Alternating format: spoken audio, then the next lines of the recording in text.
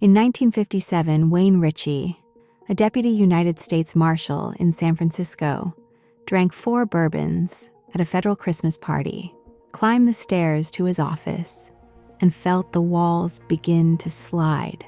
Hours later, an officer with a spotless record pressed a revolver across a bar and demanded the till. It would take him 40 years and one surviving file to decide what had been dropped into his glass. The official account for decades was that nothing of the kind had happened. No program, no protocol, no operation with a name. That account held until 1977, when 7 boxes of financial paperwork, misfiled and therefore missed by the shredders, were pulled from a federal records depot under a Freedom of Information request. Inside was the accounting trail of a CIA program called MKUltra, and beneath it, a subproject the agency had titled Operation Midnight Climax. The documents did not describe a laboratory. They described an apartment, a set of one-way mirrors, and a payroll for sex workers. What follows is built from those declassified records, from congressional testimony taken in 1977, and from a federal court file opened half a century later. One detail runs through all of it, a single procedural fact about how this operation was meant to disappear. Hold on to it. It explains everything that comes after. To understand the apartment, start with the fear. In the early 1950s, American intelligence had convinced itself that the Soviet Union and China had solved a problem the United States had not: how to take a human mind apart and rebuild it to order. Returning prisoners from the Korean War who praised their captors were read as proof. The response, authorized in 1953, was MKUltra, an umbrella program of more than 100 subprojects run out of the CIA's technical services staff and overseen by a chemist named Sidney Gottlieb. Its remit was behavioral modification, and its preferred instrument early on was lysergic acid diethylamide, LSD. The first experiments were run on people who, in theory, could refuse: agency staff, soldiers, volunteers. That was the problem. People who know they have taken a drug behave like people who know they have taken a drug. Gottlieb's circle wanted to see the compound work on someone with no reason to suspect anything at all. They wanted, in the language of the later memoranda, the reaction of an unwitting subject. An agency laboratory could not produce that. A bar could. A bedroom could. And so the program made a decision that moves it out of the category of bad science and into something the documents themselves struggle to name. It would test the drug on members of the public who had not volunteered, did not consent, and would never be told. The question was logistical. Where do you find strangers who can be reliably brought to a controlled room, given a drink, and watched for hours without explanation? The answer the program settled on is the reason this sub-project has a lurid name and a serious file.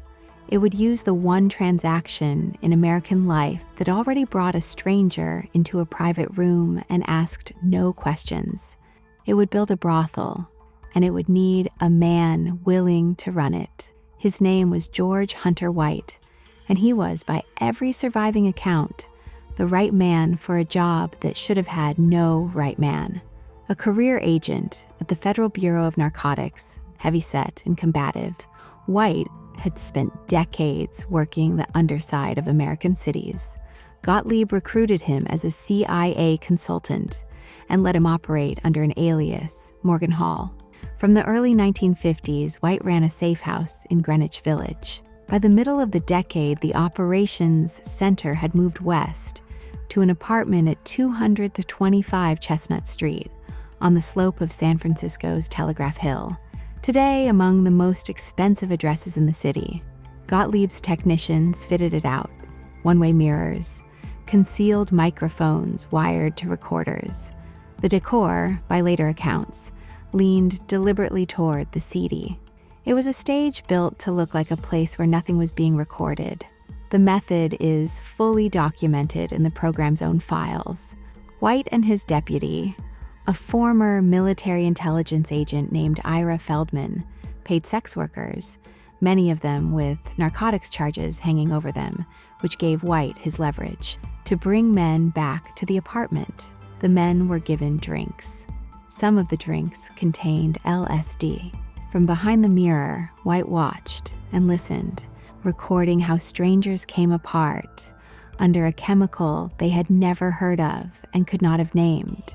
There is a detail here that the testimony preserves, and it tells you the register in which this work was done. White did not observe from a clinical distance. He sat behind the glass with a pitcher of martinis and a portable toilet installed, so he would not have to leave the room. The surveillance of unwitting citizens was, for the man running it, an evening's entertainment. White left the clearest verdict on his own career. In a letter written after his retirement, reflecting on his years of government service, he wrote, "I was a very minor missionary, actually a heretic, but I toiled wholeheartedly in the vineyards because it was fun. Where else could a red-blooded American boy lie, kill, cheat, steal, rape, and pillage with the sanction and blessing of the All-Highest?" That is not a paraphrase. It is what the file contains. Here, the file goes quiet, and the silence is the point. The men brought to 225 Chestnut Street were not named. They were not examined by a doctor before or after. They were not told that night or ever that they had been dosed. They were chosen precisely because they were unlikely to walk into a police station and complain about an evening in a brothel. And that disposability was a feature of the protocol, not an accident of it. The drugs were not limited to LSD. The safe houses also used sedatives and so-called truth serums, chosen to loosen a subject and blur the line between an experiment and a man simply having a strange night. No follow-up was conducted because follow-up creates witnesses. Feldman, decades later, put the logic with a candor the program's authors never intended to survive. Asked under oath whether he checked on the people he had drugged, he said the point was to back away and let them worry. You do not, he explained, give them a tip. The result is a hole in the historical record shaped exactly like the victims. A CIA Inspector General's review in 1963 noted what should be obvious. No one knows where the human subjects went or what the experience did to the rest of their lives. There is no registry. There are no names. The people the program studied are, by design, the one set of records that was never kept. This is what separates Midnight Climax from a scandal of incompetence. The absence of evidence about the victims is not a gap the agency regrets. It is the outcome the protocol was built to produce. A laboratory keeps records because it intends to answer for its results. This operation kept a payroll and a set of microphones, and let the human beings walk back into the city unmarked and uncounted. And yet the record is not entirely empty. One man, decades later, would put a face to what it meant to be an unwitting subject, not by surfacing in the files, but by walking into a federal courtroom and forcing the government to answer. Wayne Ritchie was not the kind of man who fell apart. Before he pinned on a deputy marshal's badge, he had served 5 years in the Marines and a year as a guard on Alcatraz. On the night of December 20th, 1957, he drank with other federal officers at a Christmas party in the San Francisco Federal Building.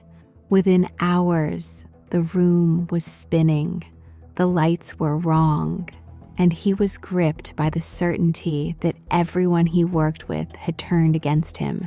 That night, he took 2 service revolvers, walked into a bar called the Shady Grove, and tried to rob it.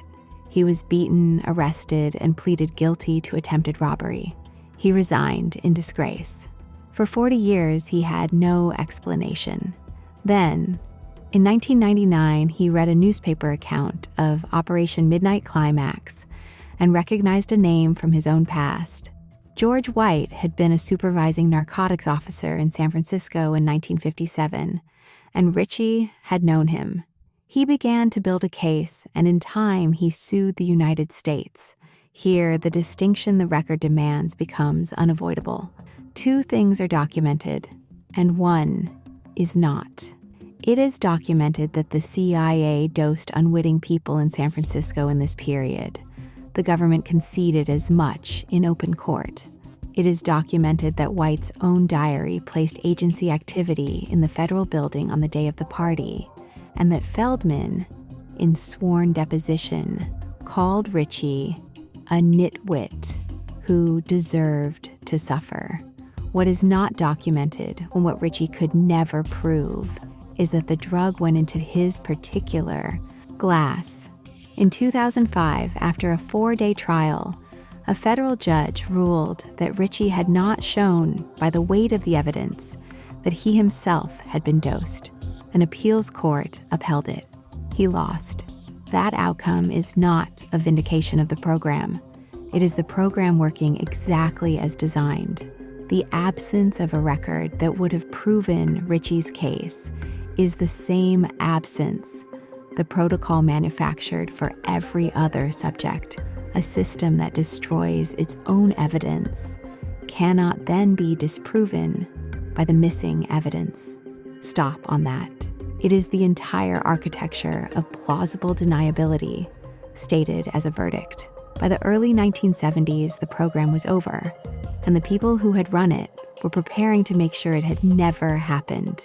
In 1973, on the order of CIA Director Richard Helms, and carried out by Sidney Gottlieb as he retired, the agency destroyed the bulk of the MKUltra files. 2 decades of subprojects, the protocols, the results, the names, were fed into the shredders on the reasoning that what does not exist cannot be subpoenaed. It very nearly worked. When journalist Seymour Hersh exposed illegal domestic CIA operations in late 1974, and the Church Committee and Rockefeller Commission opened their investigations in 1975. They were examining a program whose records had already been burned.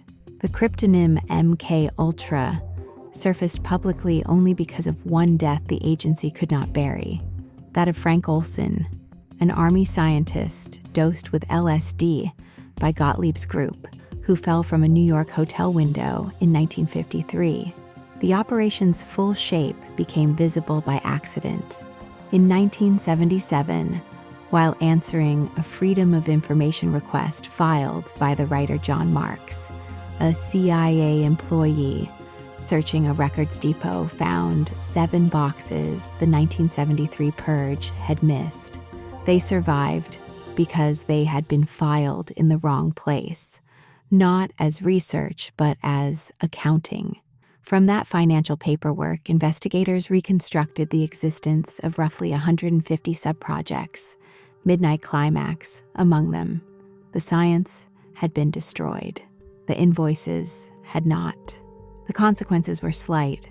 President Gerald Ford issued an order barring experimentation on human subjects without informed consent, and the government apologized to the family of Frank Olson.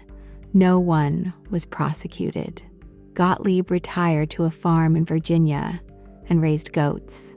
White had already died in 1975, the year the hearings began, taking with him whatever the files did not.